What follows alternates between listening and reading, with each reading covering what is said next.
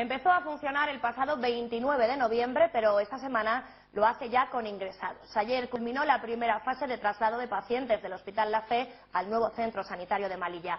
La segunda y última fase será el próximo domingo. En torno a las 8 de la mañana del domingo arrancó el dispositivo de traslado de los pacientes ingresados en el Hospital La Fe de Valencia al centro sanitario del Boulevard Sur. Pero antes, el presidente de la Generalitat y la alcaldesa de Valencia se reunieron con la dirección médica para comentar el orden del día.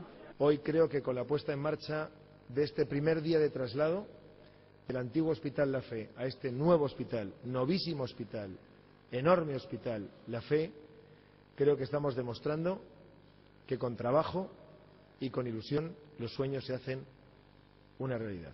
40 ambulancias recorrieron los 7 kilómetros que separan ambos hospitales en apenas unos minutos. Los pacientes de materno-infantil fueron los primeros.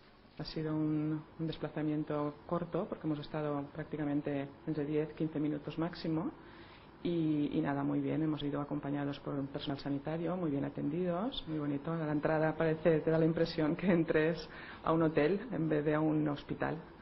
Está muy bien, tenemos la habitación también individual.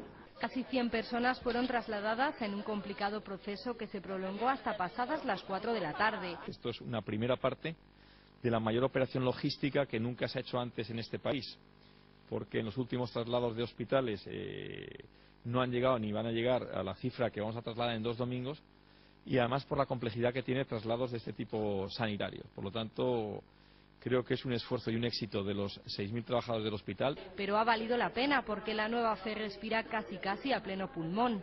De hecho, allí ya duerme el primer recién nacido. El último parto ha sido a las 2 de la mañana, que se va a trasladar ahora, la madre con el niño, la niña, y ha ido muy bien. El próximo domingo más.